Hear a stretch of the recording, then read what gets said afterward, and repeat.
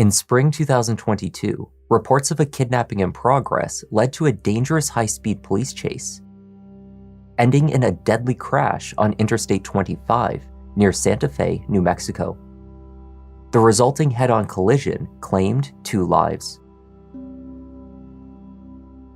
After the abductee was safely in police custody, she had a story to tell, a truly unbelievable one. Hi there, I'm Kevin, and welcome to Just Thought Lounge. This week we're taking a look at a case that unfolded over several days in March 2022. It's another instance where the truth is different from how it initially appears. Let's take a look.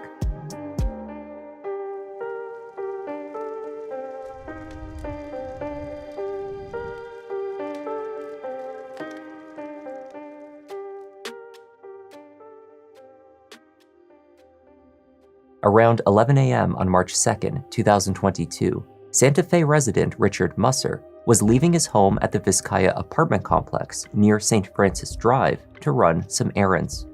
In the parking lot of his building, he encountered a woman in distress. She was inside a white Chevy Malibu which had parked perpendicular to his car, blocking him in. Richard could see the woman arguing with a male passenger. Moments later, she called out to him for help. Richard dialed 911 while the white Malibu drove away from the building. There's a lady out in my parking lot here at the Vizcaya Apartments. She asked me to call the police. Somebody's in her car, won't get out. She says he has a knife held on her. She's now leaving. She's in a white Malibu. 8 minutes later, Officer Romero of the Santa Fe PD spotted the car and activated his lights and sirens, attempting to pull it over. In response, the vehicle increased its speed, made evasive maneuvers through traffic, ran several red lights, and performed U-turns. Female in a white Malibu. We're currently traveling on the opposite lanes of St. Mike, swerving in and out of traffic. Ran red light, Old Pecos Trail. After several minutes, and with additional police cruisers joining the chase, the white Malibu made a turn southbound in the northbound lanes of Interstate 25. Headed onto I-25, wrong direction. Speeds are at 87. Light traffic, speeds still at 90. Speeding at an estimated 80+ miles per hour, the car forced its way through oncoming traffic. Calls began pouring into emergency services. Pull over before a white car almost hit me, and then 5 minutes later, he's on the opposite side. Officer Robert Duran followed in the second position behind Officer Norris, chasing the vehicle at high speeds against traffic. Meanwhile, Officer Romero drove parallel on the southbound lanes. The hope was to find an opportunity to stop the car. Perhaps if the driver made another U-turn on the highway, they would be in a position to block it and force a stop. As the white Malibu continued at speed towards oncoming traffic, the lights and sirens from Duran and Norris's cruisers, which were in close pursuit, served as the only warning to the vehicles in the northbound lanes. Many, hearing the sirens, were able to pull off towards the sides, though not all. Reacting in only seconds, the driver of a black GMC pickup truck attempted to avoid the Malibu and collided head-on with Officer Duran's cruiser.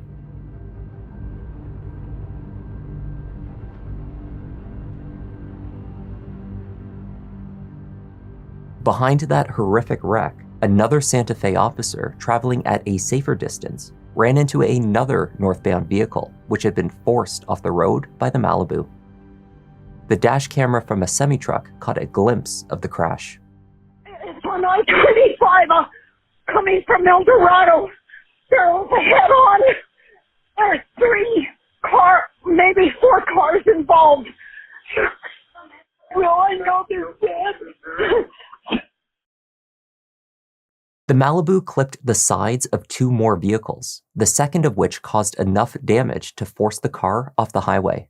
In the aftermath, officers emerged to assess the damage and render assistance. Are you okay? I mean, I know you were involved in the crash, but is there any sort of entrapment or anything like that?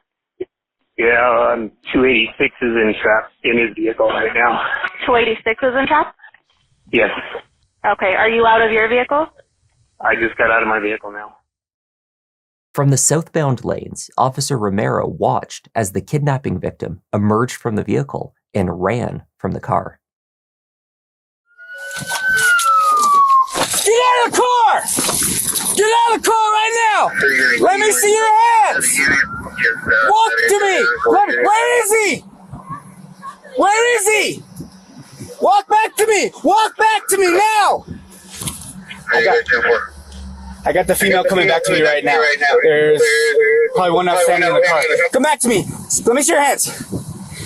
Come back. Where is he? He went that way. What is he? Is he in the car? No, he went that way. Come here. Get down. Get down. Let me check you. Okay. Get in the car. Okay. Get in the car. Get in the car.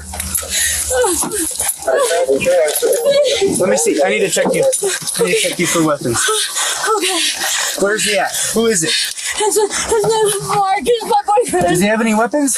Yes, he does. What does he have? He has a gun. Where is he at? He ran? Yes, he did. Okay, stand by. So I have the victim right now in the back of my car. She's saying it's her boyfriend. Unknown on the name yet. He's got 1080 with a gun. Went into these bushes right here. Okay, let's get some clarification on exactly where we're at, and we need to establish a perimeter on that, please. Okay. What is his name? His name is Mark. Mark what? Lopez. Where, he ran off or what? Yes, he did. Are you sure he's not in the vehicle? I'm sure, sir. You're positive? I'm positive, sir. He hit me, and he ran. Okay. We need to clear this vehicle as well. I don't know if there's anybody else in here. He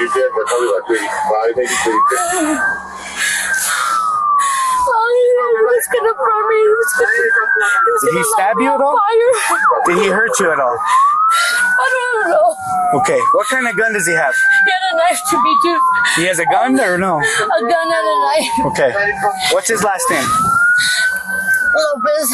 Lopez? What's his date of birth? I'm not too sure because I haven't been going out with him very long. Okay, hold on. Let me see. He went this way or what?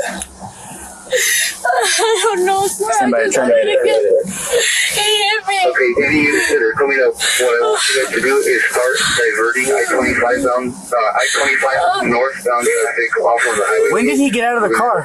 Were you driving? No. I know it's take a breath. We're trying to help you get information. I was not driving. He got out. He was driving? He said that he was gonna kill me and light me on fire. There's gas in the Mark car. Lopez? Yes. Tell him be careful. There's gas in there. Okay, so the victim is saying that the suspect is a Mark Lopez, no date of birth. Apparently there's gas and fire in the car. I didn't see anybody exit besides her, so he may still be in the vehicle. Okay, stay in the car, okay? Okay. Keep your head down. He has a gun. The woman who emerged from the vehicle was identified as 46-year-old Jeannine Jaramillo. She was immediately taken to hospital to receive treatment for the injuries she said she sustained during the kidnapping and pursuit. When emergency services arrived on scene, they found that 43-year-old father of two, Officer Robert Duran, had been killed in the crash. The driver of the GMC pickup truck, 62-year-old retired firefighter from Las Vegas, Frank Lovato, likewise succumbed to his injuries. Frank was a husband, father, and grandfather. Beginning as a volunteer firefighter, he rose through the ranks to the position of engineer with the Las Vegas Fire Department before his eventual retirement. Known as a loving and selfless friend and family man, Frank was also very active in his church. Robert Duran was the father of two young boys. Deeply committed to his family and community, Robert also had a passion for the outdoors, and at only 43 years old, was an active hunter, dirt biker, and camper. The officer's loss was a terrible blow to the Santa Fe PD and the wider community.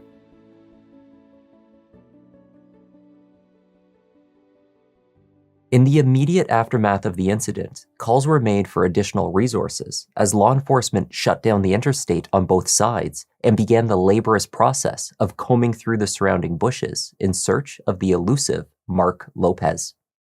Police released notices to local residents, advising to stay in and to lock their doors. They issued warnings that an armed man was likely on foot in the area.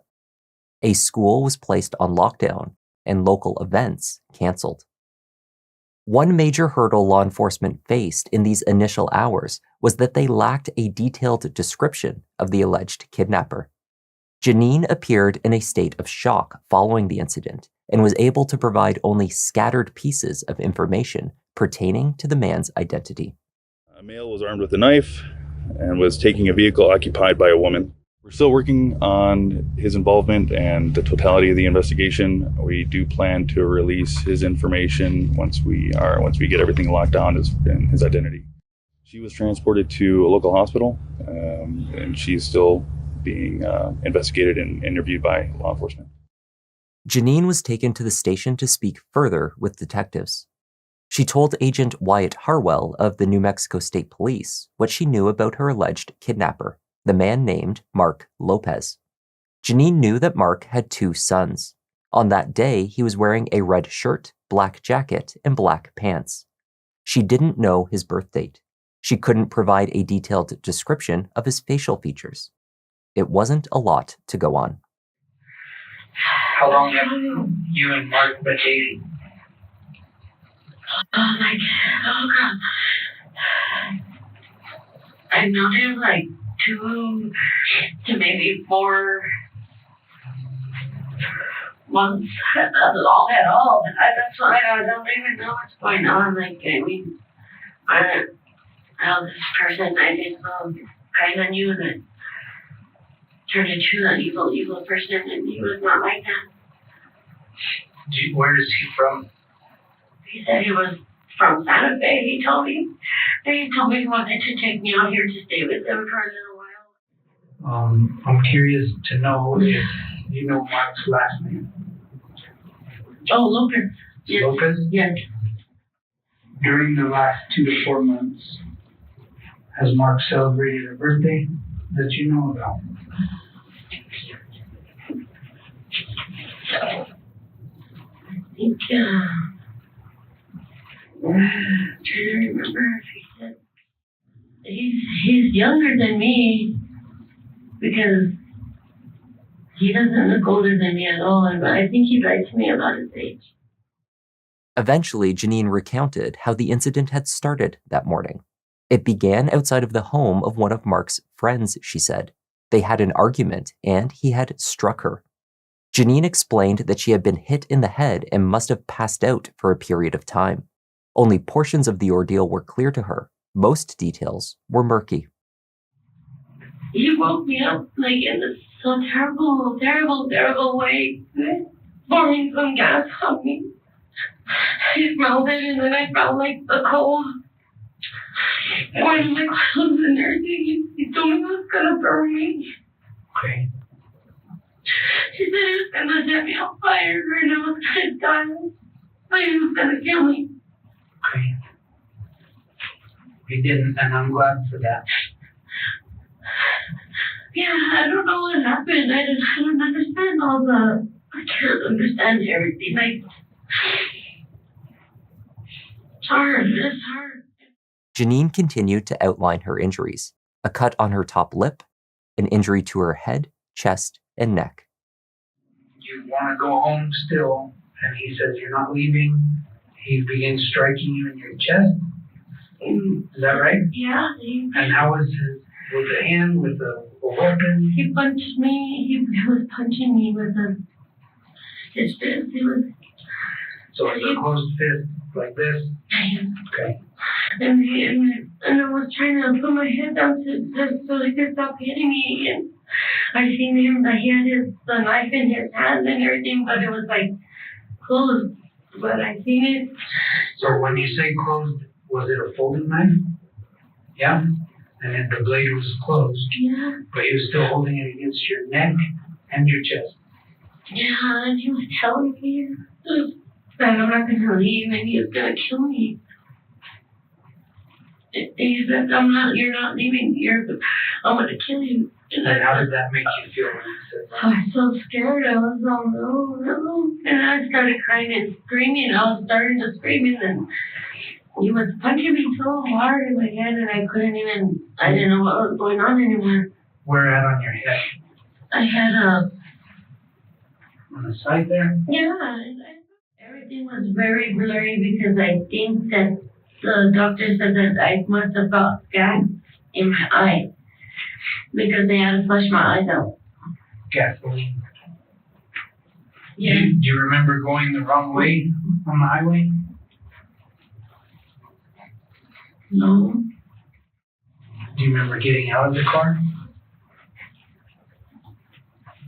I remember a little bit. Because after that I just could not see it. I was so scared to even open my eyes. I was scared. As time went on, contradictions began to emerge in Jeannine's story. She pointed to her head injury as the source of her confusion. She had blacked out, she said, and when she regained consciousness, the deadly car chase had already occurred and her assailant had run from the vehicle into the trees. Officers at the scene never lost sight of the Chevy Malibu. Crucially, these officers saw Jeannine escaping the car, no one else. She appeared to exit the driver's side, though she claimed not to be the driver. To Agent Harwell, she stated that she had no idea how her ex-boyfriend exited the vehicle. It was all so chaotic and she had been so scared. Somehow, the Malibu's keys were retrieved from her pocket when placed in the police cruiser after the incident. Notably, Jeannine showed no visible signs of injuries she claimed to have sustained during the alleged kidnapping. Cannot be explained is you getting hit in the head so hard by a man that he knocks you out, and there's not a bruise, there's not a welt, there's How do they know? How do you know there's no bruises on my head? Because we're looking at you. Police obtained a search warrant for the Chevy Malibu. They found that the passenger side, where Jeannine had ostensibly been during the car chase, was so full of items, it seemed implausible that she would have fit in the seat or even on the floor. Additionally, only the driver's side airbag had released upon impact. Of course, only Jeannine had been witnessed leaving the vehicle. No one but her had seen Mark Lopez after the crash.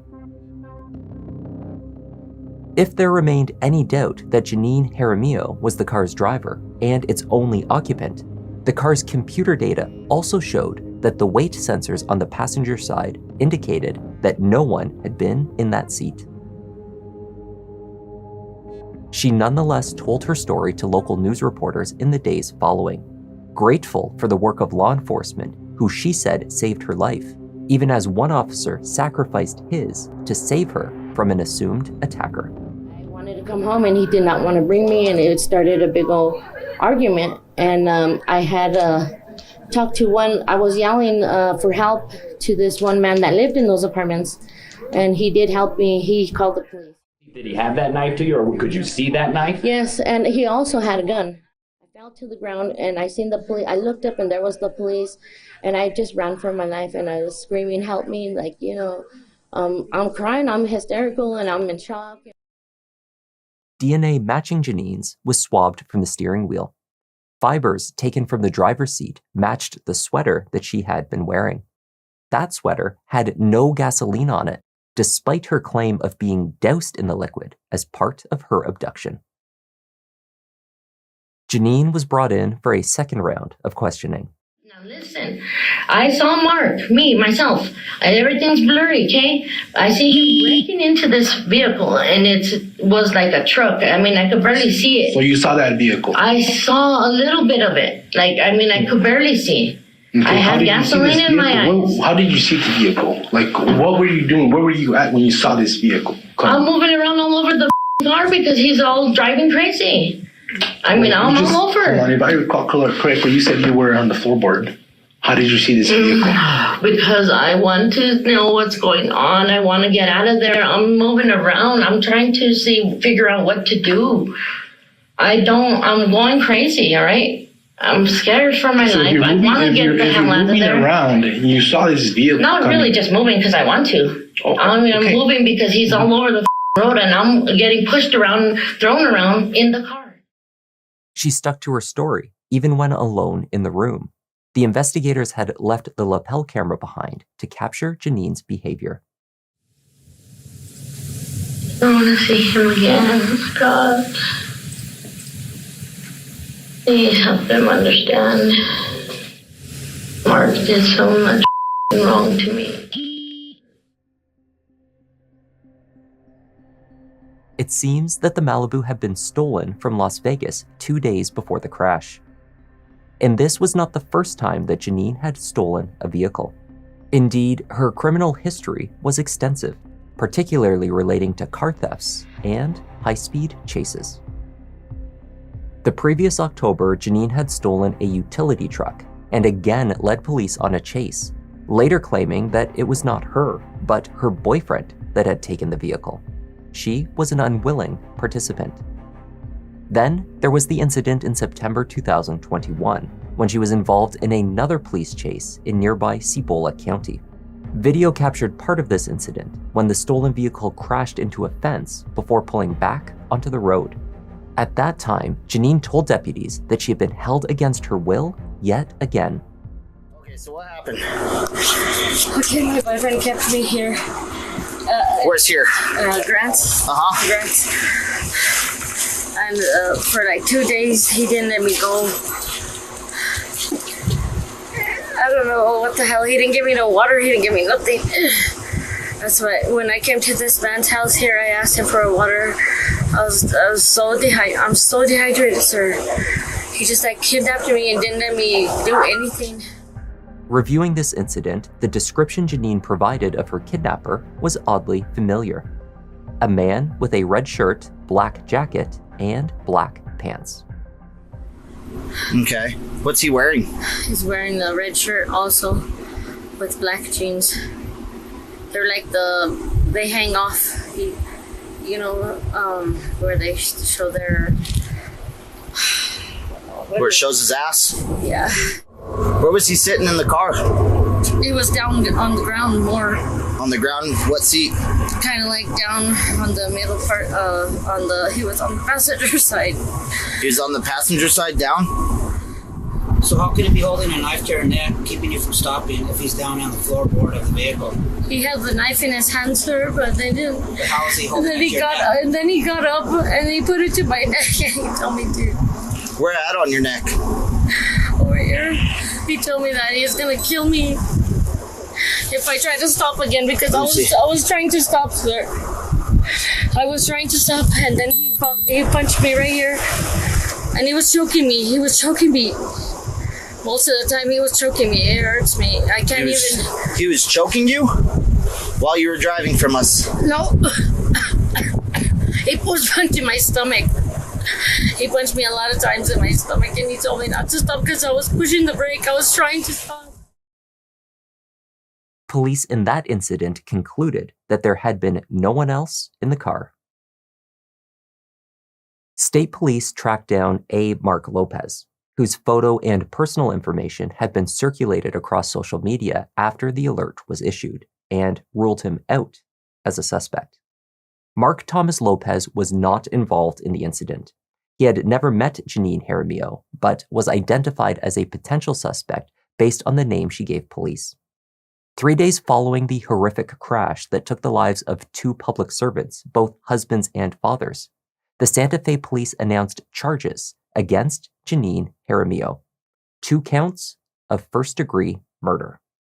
The New Mexico State Police have now concluded through our detailed investigation that there was never a kidnapping or a male suspect involved.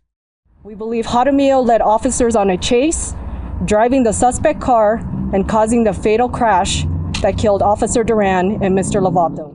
Jaramillo's actions put the entire public in danger and took the lives of 2 dedicated public servants. She caused a senseless tragedy that has impacted the community of Santa Fe, Las Vegas, and all of New Mexico, and the pain her actions have caused will not be alleviated by this arrest alone. There will be lasting consequences. In 2024, after a proposed plea deal in the case fell through, Jeannine Jaramillo stood trial. She was also charged with aggravated fleeing, great bodily injury by vehicle, one stolen vehicle charge, making a false report, and reckless driving.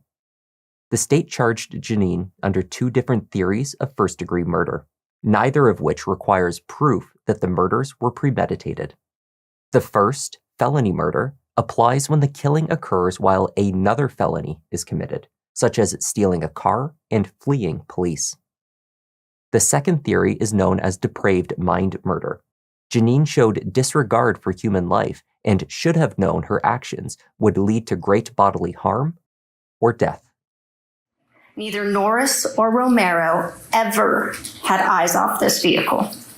Both Officer Norris and Officer Romero see one person crawl out of the driver's side window. That person, at that moment in time, they believed was the female captive. The female captive runs to Officer Norris. She's distraught. She's scared. She's frantic, her arms in the air. She's screaming. He tried to kill me. He has a knife. He poured gasoline all over me. He has a gun. He beat my head. But now, she was safe. Officers believed they had just saved her life. The defense asserted that the Santa Fe police violated their own policies on high-speed pursuits by chasing the Malibu at dangerously high speeds down the interstate. Attorney David Silva questioned why the chase was not called off, given the risk to the officers involved. The implication, of course, was that Jeannine was not at fault for the fatal crash, but one of the victims. Officer Duran was to blame for continuing to pursue her. Robert Duran, however, had every reason to believe that he was racing to save the life of a terrified woman held at knife point by an erratic and dangerous driver. Sergeant John DeBaca explained that a kidnapping in progress was amongst the most serious emergency calls addressed by the police department. Their response reflected the severity of the situation. There was limited information because this was a third-party caller who just said, hey, a woman is shouting, there's a guy with a knife in the car. Car takes off as that's happening. She's shouting, call the police. We're talking about a circumstance where the ultimate threshold would be death. And what you have to understand in this circumstance is the death being the threshold is equal to not only everyone that is on the highway, but it is equal to the person who is potentially being kidnapped. Can any officer involved in the pursuit at any time make a decision to terminate? Yes. Did any officer terminate? No, which shows that we were equally on the same page. All of us felt the exact same way about that circumstance, and that there was no other alternative but to continue. A Santa Fe officer conceded that parts of the department's pursuit policy may have been violated by not limiting the number of officers who can participate in a chase. However, at that time, it was believed that more officers were needed to ensure Jeannine's safety from her kidnapper. Though the 911 call was originally placed by a third party, Richard Musser, the information relayed to responders had been clear. There was a man inside the car with the victim. And indeed, at that time, there had been. Jeannine's real boyfriend, a man named Jerry Chavez, had been in the stolen Malibu with her when she called out for help. The Good Samaritan who placed the emergency call, therefore, also did so in good faith, as he could see a man with Jeannine in the car. Other aspects of her story also held a grain of truth. The two had an argument in the car, just as she claimed to police. However, their disagreement was not violent, and Jerry was not trying to abduct her. Angry with him, she wanted Jerry to get out of the vehicle. When he refused, Jeannine called out to Richard for help, claiming Jerry had a knife. Of course, later, she omitted Jerry from the story entirely. I didn't want to get out of the car. Because I didn't want to get stranded here in Santa Fe. Okay. She kept asking me to get out. I kept telling her no. And then she pulled up to some guy that was standing there and asked him to call the police. Investigators later found blurry surveillance footage that showed a figure exiting the vehicle before the police chase began. The footage corroborated Jerry's assertion that after his girlfriend called out for help, he got out of the car and walked away. Jeannine did not take the stand at trial. Her version of events, inconsistent and unsupported by the physical evidence and eyewitnesses, had been thoroughly disputed by the state. The final argument made by David Silva was simply that the first-degree murder charges did not apply. There was no proof that Jeannine knew her actions would lead to anyone's death. But there's no evidence that she had an evil mind, a perverted mind, a corrupt mind. There's no evidence that she knew that her driving was going to result in the deaths of those two men. DA Carmack Altvies told jurors during her closing argument that the pursuit was necessary. She stated, "If a firefighter runs into a burning building to save an innocent person, and then that firefighter dies, do we blame that firefighter? Or do we blame the arsonist?" Jeannine Jaramillo is the arsonist. After several hours of deliberations, the jury returned with their verdict. State of New Mexico versus Jeannine Jaramillo. We find the defendant guilty of murder in the first degree as charged in count 1. State of New Mexico versus Jeannine Jaramillo. We find the defendant guilty of murder in the first degree as charged in count 2. At her sentencing hearing, Jeannine took the opportunity to apologize to the Duran and Lovato families for what she called her poor decisions, though she stopped short of expressing a willingness to accept an appropriate punishment. I'm sorry. To the family, with all my heart. If I could take back that day, I would. I made bad choices. I was on drugs and I was drinking, but I also have my family that I'm hurting. Putting me away many years is not going to bring them back. God knows.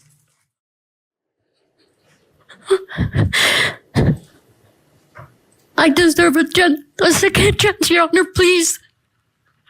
For my family and myself, I would never do that. I would never cause harm.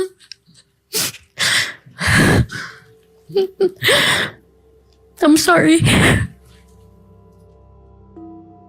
Victim impact statements from both families were understandably heartbreaking and highlighted the integrity with which both victims had served in their roles as public servants.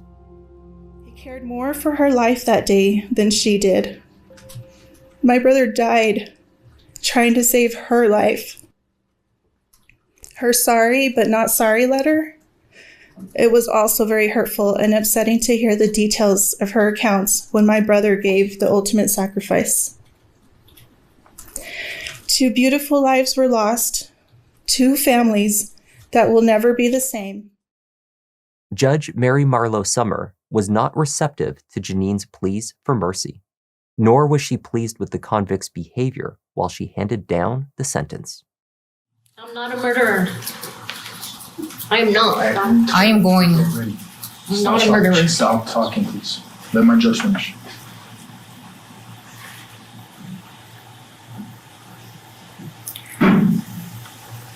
What did you say after you'd been found out? I'm sorry for my reckless driving, but I didn't crash. I didn't cause the crash between Officer Duran and Frank Lovato. What's that implication? I was not in that crash. After 5 days of evidence and testimony, the jury said you did. With respect to count 1, first-degree murder, Frank Lovato, I'm sentencing you to life imprisonment. With respect to count 2, first-degree murder, Robert Duran, I'm sentencing you to life imprisonment. With respect to count 3, I'm sentencing you to 3 years. Count 4 merges with count 1 and 2. With respect to count... Jeannine Jaramillo, 49 years old at the time of sentencing, will serve a minimum of 60 years in prison for the murders before she is eligible for parole. That was the tragic story of Robert Duran and Frank Lovato. Thank you once again for joining me, and a special thanks this week to Yvette Rice and Donna Barnett for joining our Members Lounge. I'm Kevin, this is Just Thought Lounge, and I'll see you in the next one. I can hear the cries repeat. Gotta take my time, cause these crimes get deep, but these stories can't hide. Let me find my seat. Kevin, go ahead and settle in. Gotta be selective, doing all the research, keeping it objective. Always been effective, can say he got a knack. Pick of the litter, you see how Newton got his back. Yeah, the content that you need, this could be a new sign. We talking.